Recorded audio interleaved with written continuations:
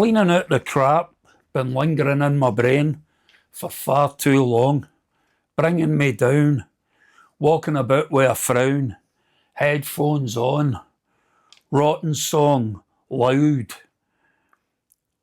It's what's needed for cleaning out the crap that's been lingering in my brain. So welcome to Acoustic Haven. And that was a wee poem that I wrote this afternoon. I haven't been in the best place the last couple of days, and I was listening to our next guest's Messing With Your Faith album, and the track Rotten was on it, and it just took me to another place for the day, and it's kept me up there. It was brilliant. He has 3 albums out, or well, 3 albums that I've listened to so far. He's probably got a lot more than that. A load of singles. You need to check this guy out on Bandcamp, because I'm telling you, you're in for a treat tonight. So please welcome Grim17.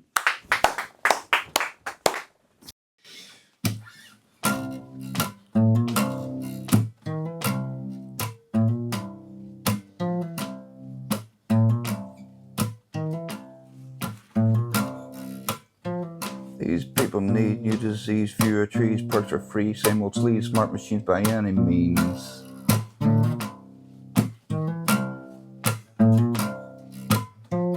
All nets return, money earned, butter churn, nothing learned, some concern, world has turned, that can burn.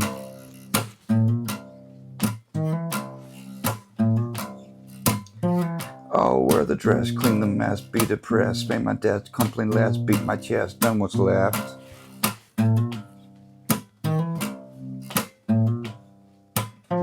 Just let me choose when I lose, time I news, spent my snooze, strip the booze, I'm confused, what's the use?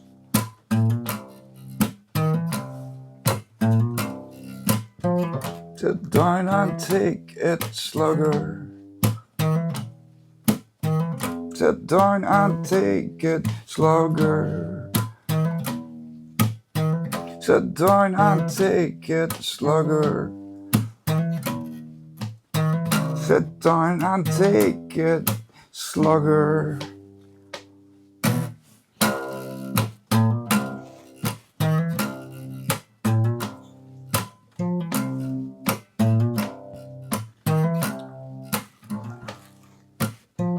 Excuse me, please. I'm at ease, lost at sea, wants appeased, as it sees, child in need, watch him bleed.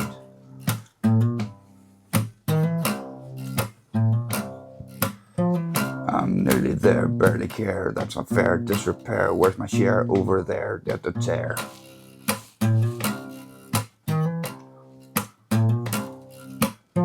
Will dare to dream, that's obscene, and blue jeans being green, I and team, let off steam, now you're clean.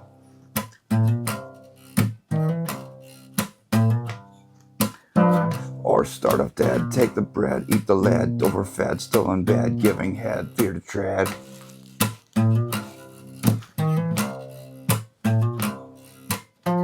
Sit down and take it, slugger.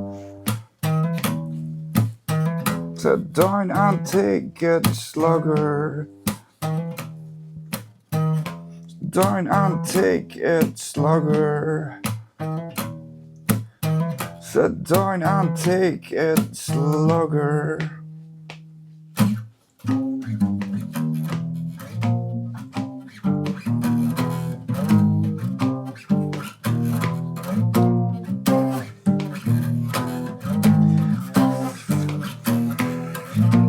Punch your way out of this one. Punch your way out of this one. Punch your way out of this one. Punch your way out of this one. Oh, thank you very much. I suppose why music and poetry, but it was just, it's interesting about Mark chatting there about not doing so well mentally. And I think that's the thing, you know, when you ask the question, why music or poetry, that's kind of part of the reason in it. Do you know what I mean? It's like, you know, no matter how you feel, there's a human being there out there somewhere that's made this song, that's written this poem, that's feeling this thing that you get to read or listen to or experience, and they get it, or they've pinpointed something that you're feeling that maybe you couldn't pinpoint or write or describe yourself. And I think that's the point of art, is that connection. You know, it doesn't matter how isolated you are. If you have access to some kind of art, you're a little less isolated. And if you are having a fucking rough time, you know where to go, you know where to look, you know your friends are there, they're on your records, they're on streaming, they're in your books, they're in paintings. I think that's why. Also, the story I always tell about why I'm doing this, and I always like to say, is because whenever you're at gatherings or you're out for meals or you're out in some kind of space and everyone else is chatting and they're enjoying whatever time, and there's some music on some speaker that can just barely be heard, and you're the only one sitting there going, Jesus, I know that song. How do I know that fucking song? And trying to figure out what it is. When you're the only person doing that, you kind of have no choice. Like, do you know what I mean? So that's what I always say about it. Like, but I think that's why music. But I suppose I should also say that's song Slugger that I just released yesterday, the other day anyway. It was released on the 31st of May. So I don't mean to be rude, but it was Friday. Friday, there we go. Aye, Friday. You know what I mean? Trying to keep track of days. You know, I mean, I blame, you know, not having a proper job, but also having a child. It means I can never keep track of the fucking days. You know what I mean? But anyway, that was out, and that's a bit of a different version of it that I quite like. Actually, I had to cart that one out on more occasions, but it's usually a big aggressive stompy thing, just criticising human hypocrisy and male posturing. Because I'm alright with human hypocrisy. It's very difficult to not be human and not be a hypocrite. Do you know what I mean? But male posturing sometimes annoys the shit out of me. So I don't, you know, and I say that looking like a cartoon biker, of course. Can't say anything no more. Can't things be like before? We've never had it so damn hard. Next life be someone's mother.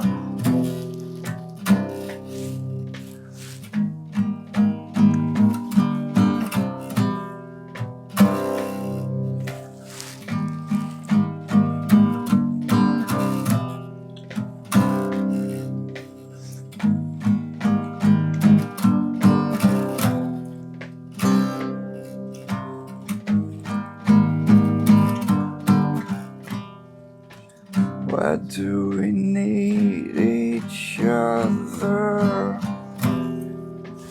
Each one against his lover.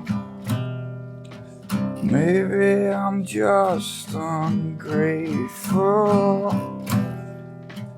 Who else would be my mother?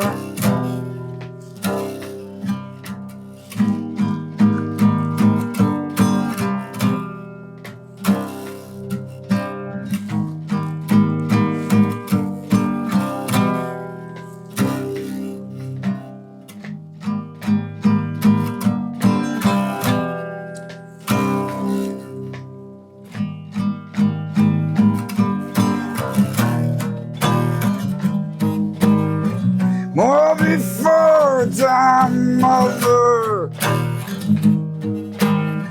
More before time, other. More before time, mother. More.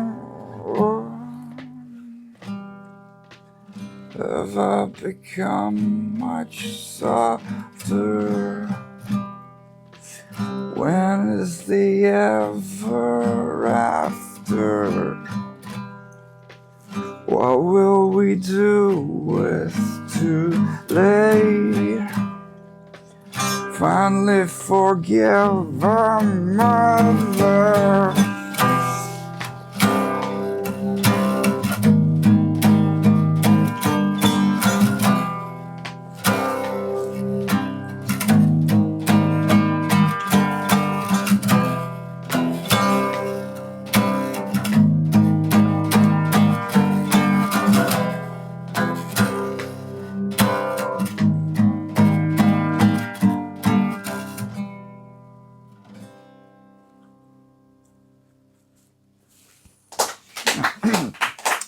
Thank you guys.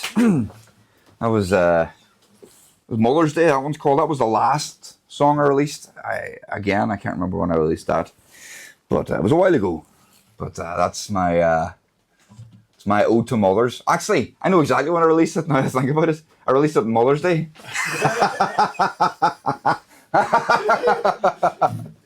So there you are. That's the mind wasps getting the better of me again. We were just talking about everyone having a little touch of ADHD because we're constantly distracted to the point where I can't even remember when I released a song called Mother's Day. I swear I'm much smarter than this. But that's just that's just me. To be honest, part of the reason for that song, that partly came about because I was just sick of my own whinging. You know, it's just sort of like, you know, sitting around looking at yourself and the whinging you're doing and just thinking, do you know what? I'm kind of sick of you fucking giving out about shit. Maybe just fucking dial it back a bit. Sometimes that talk works, sometimes not so much. I just always really liked music. My parents loved music, so there was always music playing in the house. My parents have a massive record collection. My mother's massive into classical music. My father was big into he loved his country music, but he also loved like a lot of electro pop, you know, from the 80s. He was a massive fan of OMD. So we had a few of their records they were always friggin' playing, and it was just, I asked him if I could learn piano, mainly because of the classical music playing, so there was a lot of Mozart, and he did a lot of piano stuff, so I asked, could I learn piano? And I went to learn the piano, and my first piano teacher was amazing, loved her, she was just such a lovely lady, and really good with children. But then she gave up teaching piano. I think maybe she had a second kid or something like that there, and she gave my parents the name of this other guy, who was actually a jazz piano player in his own right, but he was not good with kids. He was not good with kids at all. And I kept it up for a while, but Jesus, it kind of ruined it for me a wee bit, you know what I mean? And I was becoming a teenager anyway, so it's sort of like, he's not very good at, you know, teaching. He's a great piano player, he's not great at teaching. I don't really want to do what everyone else wants me to do now anyway, because I'm a fucking teenager. And then just bumming about with other guys that were looking to play instruments and stuff. And when you start a band, nobody really has much use for a piano player, you know, when you're in your teenage years.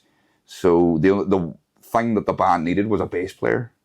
So that's what I went on. And I played bass for years in loads of different bands, traveling about, and I was in a blues band for a good while as well. If you wanna have shitloads of fun playing music, and you don't even need to be that good, fucking join a blues band, because it's the same repetitive stuff over and over again, and it's just really fucking fun to play. So, and just did stuff like that there, and then it was always there. Done some courses in music production, had some software lying around that I could use to make music, and I mean, the story is long. I could give you an autobiography, but I don't think we have time for the fucking Benjamin Button shit, you know what I mean? Like, kind of thing. So that's pretty much how it came about, to be honest. And now here I am, fucking near 40, exhausted, sober, and holding this battered old acoustic guitar that I am weirdly attached to. Great music. Well, I hope so. Anyway, people seem to enjoy it all right out there, and you know, it's not the perfect environment for music at the moment. Through no one's fault except you know, the 12 men that have all the money and really don't want to fucking share any of it. You know what I mean? But whenever you meet people that love music, people that love making music just for the sake of doing it, do you know what I mean? You understand why you do it, because that passion is contagious. And if I've ever been that passionate around someone else and been that contagious, yeah, I would feel lucky just for that. Do you know what I mean? And that's kind of what I love about it, really.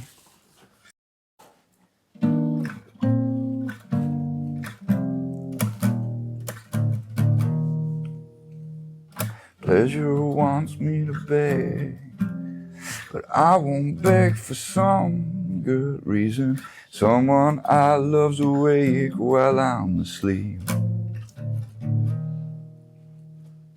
Every little mistake ebbs in like tides of changing season. I never said I could take it, but I did. And if you don't come back, I'll come get you. And if I don't come back, that's good too. And if you don't want that, I'll wait for you. Sometimes waiting's all that I can do. Another crisis of faith. Love was not my first intention. Every sad destination wasn't ours. Heaven tired of this place. Shared a sentence, lost invention. Fools in love try to navigate by stars. And if you don't come back, I'll come get you. And if I don't come back, that's good too. And if you don't want that, I'll wait for you. Sometimes waiting's all that I can do.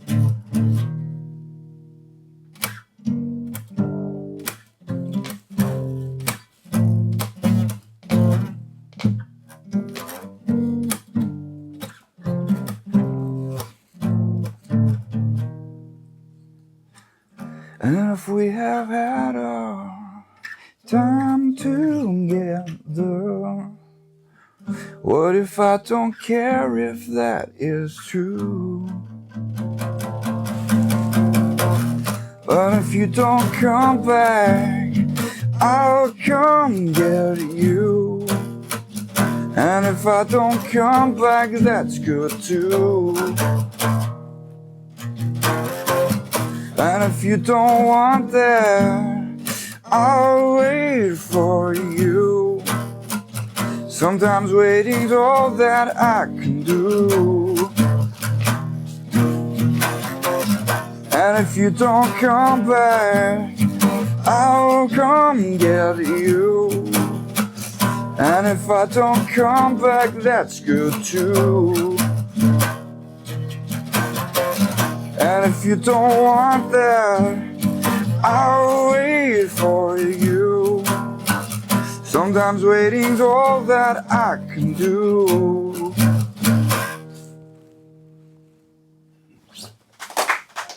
Thank you. I haven't played that in a good while, actually. And I forgot how much I enjoyed playing it. Weird jazz chords on 3 strings. It's just, that's a wanker activity from a guy who used to listen to math rock. That's what I call that. So my influences, my main, massive, biggest influence in the whole fucking world is Tom Waits. And Tom Waits is one of the greatest human beings who has ever lived. Have you? I've got a tattoo of him on my arm. Yeah. Because the weirdest thing about Tom Waits is like sort of, no matter what, me and my dad disagree a lot on music. I like a lot of the music he likes, but we disagree a lot on music. It's one of the things that we kind of don't disagree on. we the both of us constantly scouring, trying to find when he's going to be back in Ireland, because he always puts on a wee secret gig. He's done. Is he done? Ah, of course he's done. He's getting, I mean, what is he, 75? Aye. He must be, like, so I suppose that makes sense, all right, like. But I would have loved to have seen him live just the once. Never got to see him live. Did you get to see him live? Ah, God. Actually, three. Oh. Three, twice in Edinburgh. That's it, I'm going, I'm leaving, that's it. Nah. Oh, I wish I had, like, but it's just, I love everything he does. I love the early stuff. You know, I love the balladry, the soft stuff. I love the spoken word, jazzy stuff. I love that transitional period. Swordfish trombones and. Great style metal. Oh, amazing!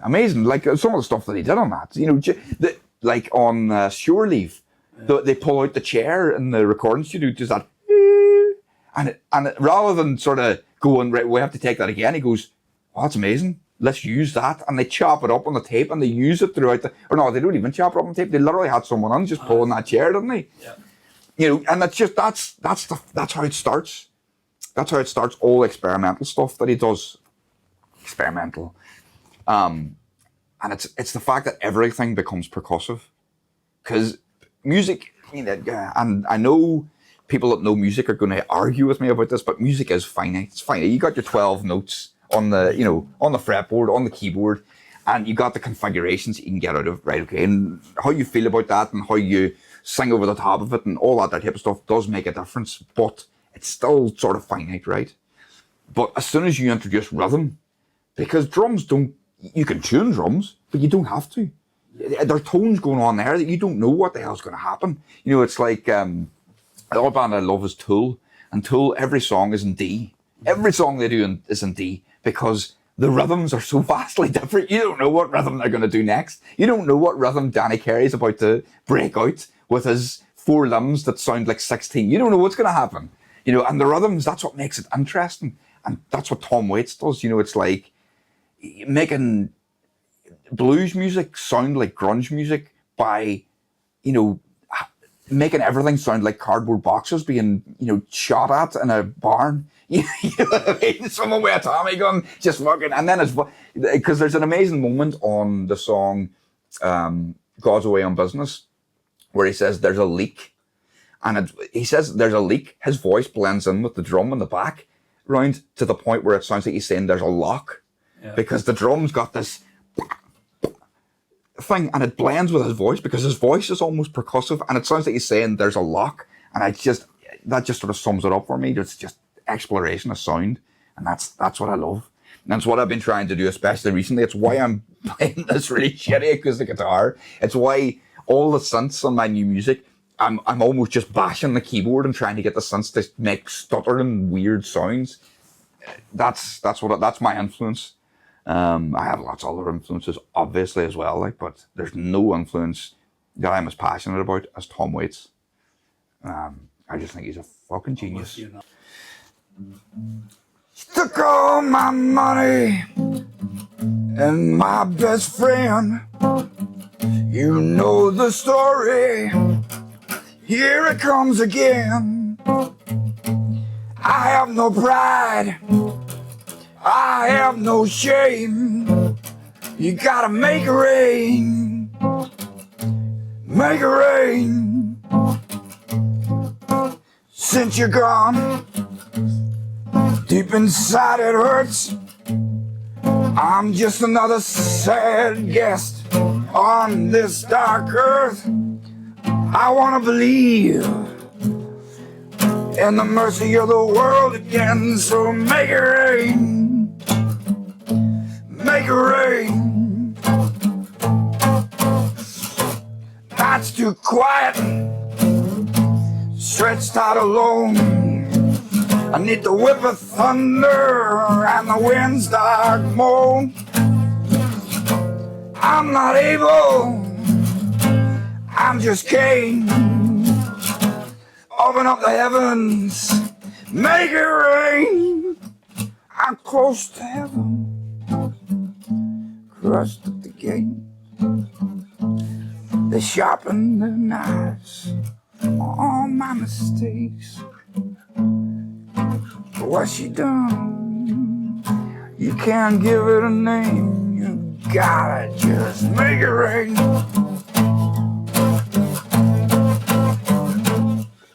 That's about all I can remember. I think I got the lyrics wrong as well. Anyway, like. No, it was just spot on.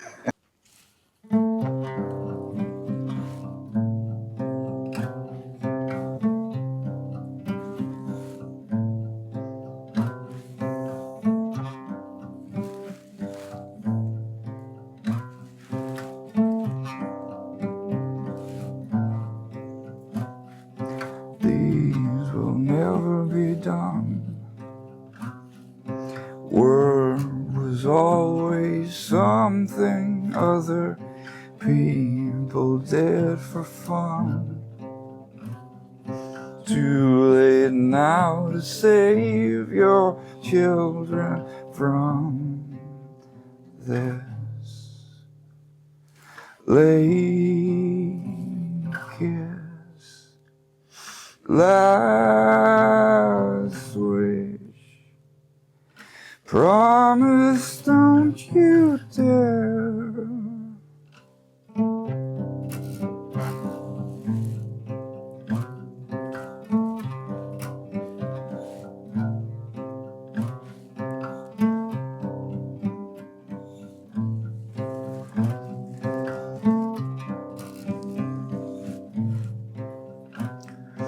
Meet me out on the rocks, just in time for last beginnings. Flood comes up to meet us. Hold so tight, might fuse together from this. Late kiss, last wish. Promise, don't you dare.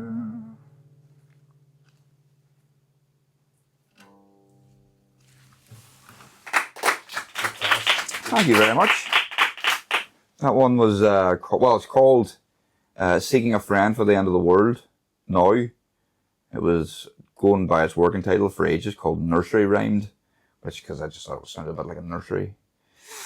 But I just like because there was a film with Steve Carell called Seeking a Friend for the End of the World. Yeah.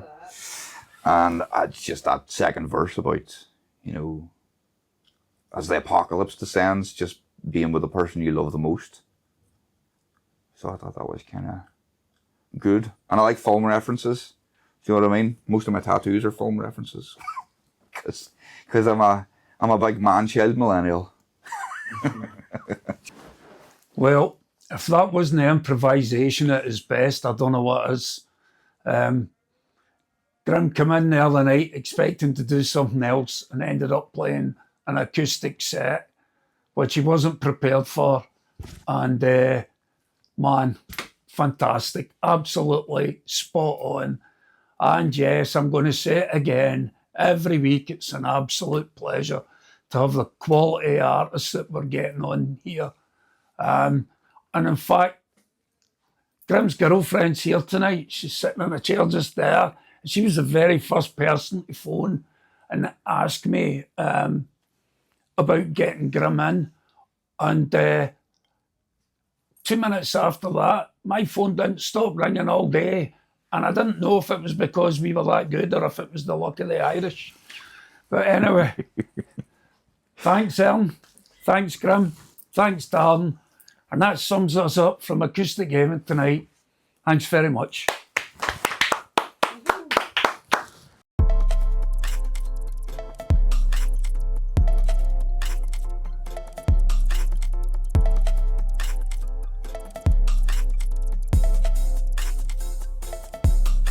Heads banging, thumping, decompartmentalising is a difficult thing. It's in the word, I guess. Noise levels getting higher. Bright lights of misery bringing you down. Others' laughter, people shouting to be heard. Used coffee granules banged into a box. Coffee machines spewing out variations. Outside the cold air pinches the eyebrows. That same air meditates the pain as you sit in misery looking at some poor fucker's pain.